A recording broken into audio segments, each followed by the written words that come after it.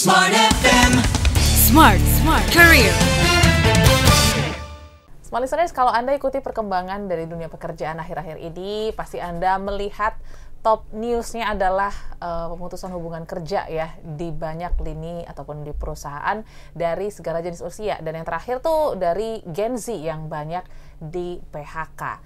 Tapi small listeners, pastinya hal ini tidak membuat kita putus asa, tapi pasti akan ada hal baik ataupun hal baru yang menantang. Salah satunya dengan mengejar karir yang baru. Dan pastinya penting nih untuk mengejar karir baru, penting untuk menyebar CV. Lantas seperti apa tips and triknya? Hari ini kita akan bahas dalam podcast Smart Career bersama dengan Mbak Mia Merin. Halo Teh Mia, selamat datang di podcast kita. Terima kasih Kak Audrey, akhirnya kita ketemu ya. Yes. Kayaknya seru banget ya bahas tiba-tiba pensiun dini. Itu nggak ya, menyesakan nggak ya kira-kira? Oh iya, karena banyak juga ya, tidak hanya tadi dari kalangan Gen Z, tapi juga kayaknya fasenya banyak perusahaan yang mempensiun dinikan karyawan-karyawan yang dianggap kayaknya udah bisa di-replace nih dengan tenaga-tenaga baru. Emang situasinya lagi kayak gini kah? Situasinya seperti apa? Pastinya saya ingin menyapa dulu smart listener yang selalu saya menyebutnya smart listener yang aduhai. Apa itu aduhai? Agen dunia akhirat gitu ya. Pastikan karir kita nggak cuma bermanfaat untuk dunia tapi juga akhirat. Betul. Jelek banget gitu ya. Oke, sekarang ini memang eranya menurut saya ekonomi lagi tidak berbaik hati dengan beberapa perusahaan. Akhirnya saya sendiri yang punya brand Career Connector gitu ya, yang dulu itu saya punya tagline nih Kak Audrey, membantu satu orang seperti membantu satu keluarga. Setuju nggak sih kalau kita menempatkan satu karyawan atau karyawati di perusahaan itu seperti saya membantu satu keluarga? Tapi sayangnya setelah pandemi sampai ke sini, saya lebih banyak membantu klien itu justru bukannya merekrut, tapi untuk mem-PHK. Itu jelek banget.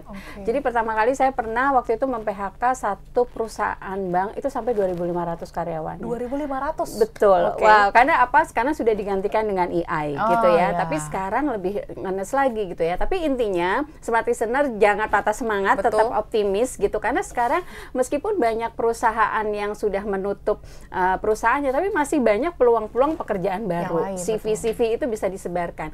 Nah, bagaimana tips and triknya menyebarkan CV? Kalau buat saya CV itu ada singkatannya Kak Audrey. Apa tuh? CV itu singkatannya cinta pertama. Cinta pertama. Maksa banget gak sih kita first impression. Jadi perusahaan itu akan melihat misalnya Kak Audrey sebelum melihat orangnya, sosoknya, fisiknya gitu ya, pasti ngelihat cinta pertamanya dari CV. Setuju nggak sih? Setuju. Ya, jadi pastikan bahwa smart listener gimana caranya untuk membuat CV itu yang bikin orang tuh langsung jatuh hati, dia langsung tertarik gitu. Nah, biasanya kalau langsung tertarik itu rata-rata tuh nggak mau ribet. Maksudnya nggak mau ribet, apa CV-nya tuh cukup singkat, padat, dan cukup satu lembar gitu ya. Jadi mungkin di dulu zaman saya dulu kalau kirim CV itu kan pakai kertas folio atau kertas yang udah jadi tulisan tangan gitu ya. Tapi sekarang udah nggak seperti itu. Jadi smart listener bisa aja langsung pakai aplikasi Canva. Ya di Canva itu itu di Canva ada template-nya sendiri, itu keren-keren, tinggal dicek aja yang free design, cukup itu aja gitu. Jadi kita nggak perlu ketik-ketik lagi pakai Word dan lain-lain seperti itu Kak Audrey. Jadi pertama kali tipsnya adalah kita buka cinta pertamanya kita, CV-nya itu adalah yang visual gitu.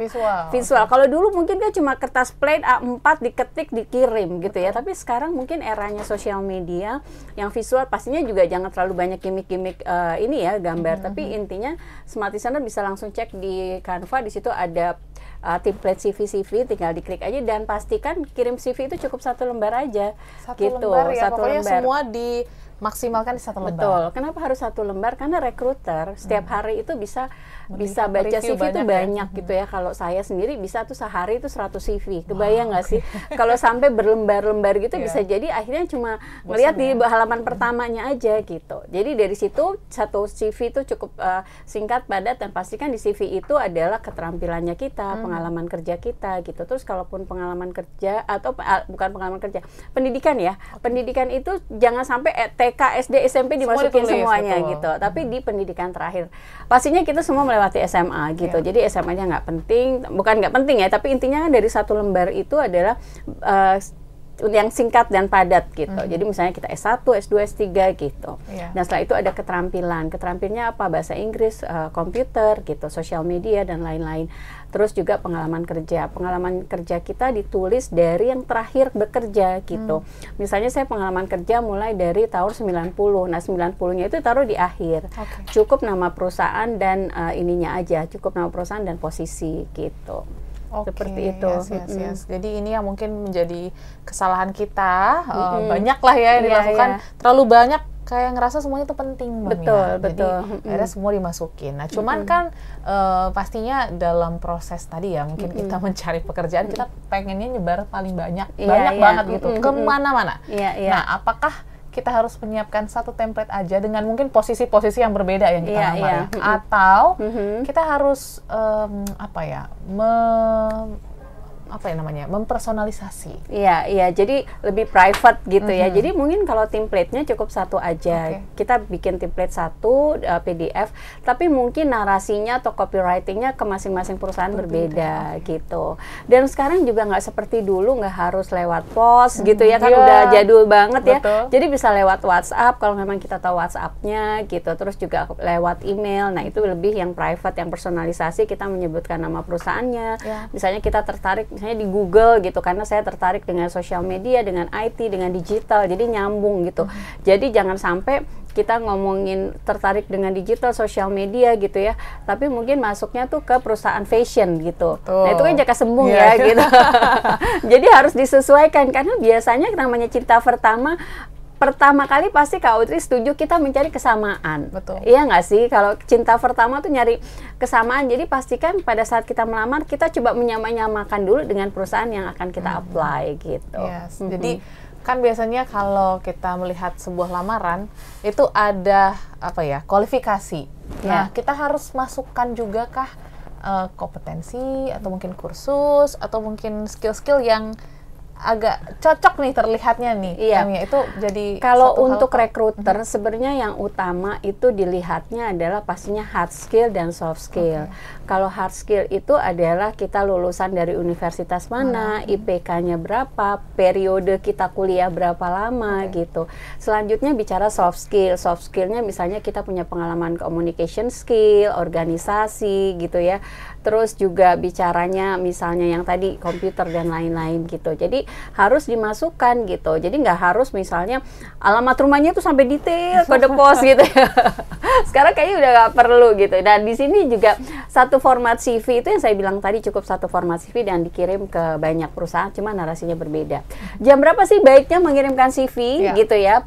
Pastikan mengirimkan CV itu baiknya sebelum makan siang. Karena rekruternya masih fresh gitu ya. Karena kan memang pagi-pagi tuh biasanya kita nge-review CV. Kalau sudah siang itu kan udah mulai ngantuk karena setelah makan siang, apalagi sore udah sisa-sisa tenaga gitu ya. Seperti itu. Terus juga CV ke banyak perusahaan, saya pastikan bahwa ke banyak perusahaan juga harus hati-hati. Karena apa? Kalau misalnya perusahaannya nggak nyaman sama kita, nggak perlu di-apply. Misalnya banyak kita misalnya aku pinginnya kerjanya misalnya di kota besar, ya jangan ngirim ke pertambangan misalnya gitu, karena nantinya kita akan jadi kutu loncat gitu. Diterimanya tapi kita kan kadang kita tuh kalau misalnya kirim CV mindsetnya adalah yang penting kerja dulu deh gitu, ya daripada nganggur gitu. Nah itu menyayangkan karena apa, nanti track record kita malah nggak bagus gitu. Karena di dunia rekrutmen itu sekarang sudah gampang kok, kita bisa nge-track CV satu dan lainnya itu dari sosial media, dari digital, atau misalnya ini pernah bekerja di perusahaan A misalnya, terus kita ngecek ke HR di perusahaan A, oh iya tapi cuma 3 bulan gitu, karena mungkin nggak nyaman gitu. Jadi pastikan bahwa kita mengejar CV, menyebar CV kemana-mana, fokusnya adalah kita memang fokus untuk mengejar karir. Bagaimana kita bisa berkarir di situ, karena loyalitas dari satu CV itu mahal harganya gitu. Jadi misalnya ada perusahaan butuh karyawan, pasti requirement-nya adalah minimal pengalaman 2 tahun gitu. Walaupun sekarang Gen Z kayaknya 6 bulan aja udah resign ya. Tapi loyalitas itu mahal sih gitu. Pastikan bahwa pada saat menyebar CV yang dalam tanda kutip yang gue banget gitu. Tapi menarik nih Temi ya, karena kan kalau ngomongin kebutuhan karir di luar sana banyak yang mencantumkan minimal pengalaman. Dan mungkin ada satu posisi yang kayak kita ngerasa ini kayaknya cocok banget sama kita, kompetensi, skill mumpuni, tapi pengalamannya belum cukup gitu. Apakah kita bisa tetap punya peluang untuk mendaftar ke sana atau seperti apa? Pastinya punya peluang, karena bicara pengalaman itu tidak harus ada di organisasi, tidak harus ada di perusahaan. Jadi kalau misalnya smart listener atau Gen Z yang aduh kan saya baru lulus kuliah nggak punya pengalaman, itu terbuka banget, luas banget kalau kita pengalamannya misalnya di organisasi, ikut kepanitiaan ABCD, atau misalnya ikut perusahaan-perusahaan yang free, misalnya MLM, asuransi, mereka punya pelatihan-pelatihan gitu ya, atau apapun lah, banyak sekali, atau misalnya kita ikut komunitas UMKM gitu. Intinya adalah kalau bicara pengalaman itu tidak melibatkan perusahaan, tapi bagaimana mereka berinteraksi gitu. Even misalnya pengalaman di RT, RW sebagai pengurus, itu pun udah jadi nilai jual, udah jadi selling point-nya kita gitu. Karena bicara kembali lagi, CV itu cinta pertama. Kalau kita nggak ngapa-ngapain di CV, kayaknya aduh nggak tertarik nih sama orang kayak gini. Iya nggak sih? Tapi kalau banyak aktivitas RT, RW misalnya, terus aktivitas di komunitas keagamaan, itu juga bisa nilai jualnya kita gitu. Jadi pengalaman tuh harus digarisbawahi, bukan berarti harus bekerja gitu ya, tapi bagaimana bisa mereka produktif dimanapun tempatnya. Gitu.